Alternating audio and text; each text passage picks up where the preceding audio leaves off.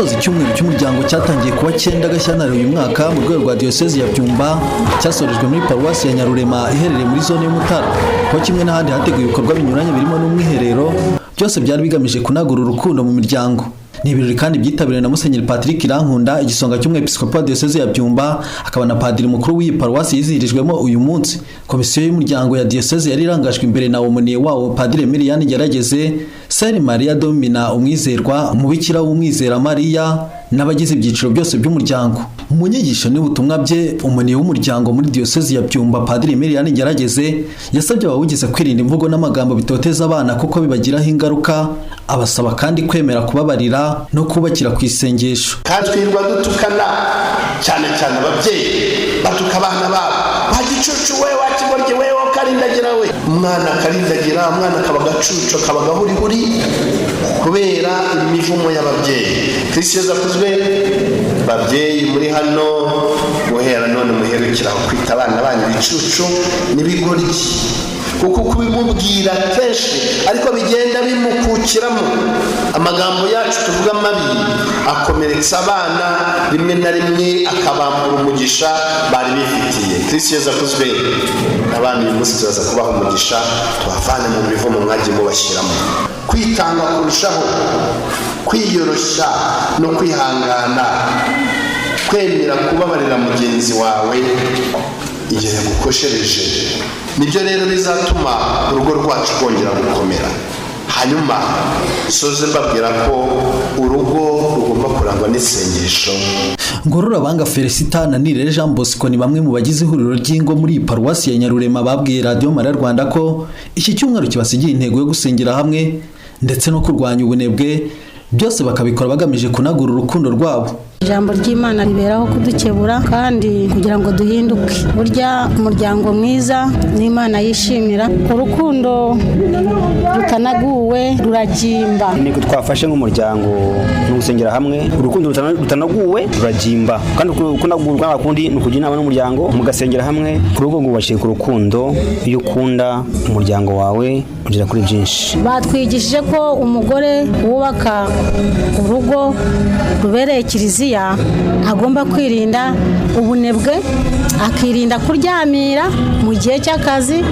Hari abagore basigara mu buriri, abagabo babo bakabyuka bakajya mu kazi. Hari abagore birwa mu nkuru amazimwe bicaye ku muhanda. Kuri iki cyumweru cy'umuryango kandi Saint Maria Domina umwizerwa unafite ubutumwa muri komisiyo y'umuryango ya Diocese ya Byumba yisabiye abagize umuryango kujya bubaha ubuzima. Niba wabyaye waneze ukiroha mu biyobyabwenge cyangwa ugatoza abato kubinywa, ni ukuvuga ntabwo ubucyubaha bwa buzima waragijwe.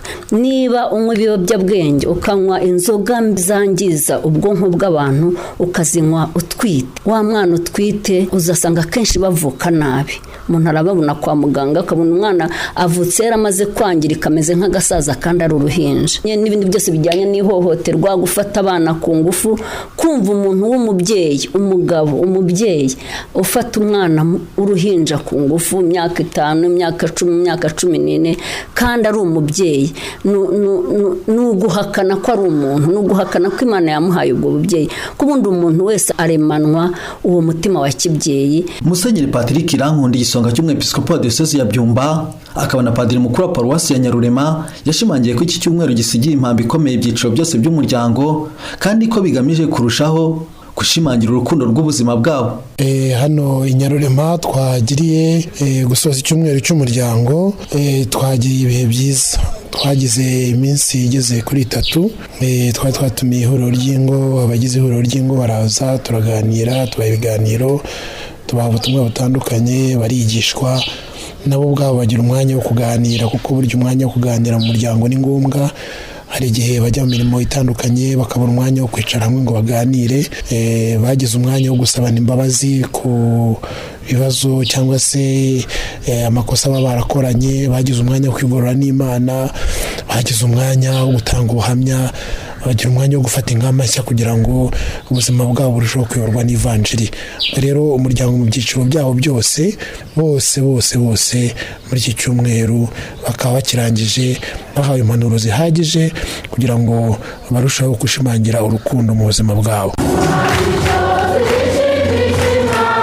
Mu maparuwasi paruwasi yose ya diyosezi ya Byumba hizihirijwe icyumweru cy'umuryango cyanahujwe n'umunsi wa Saint Valentin ufatwa nk'umunsi w'abakundana usanzwe wizihizwa ku wa 14 Gashyantare buri mwaka.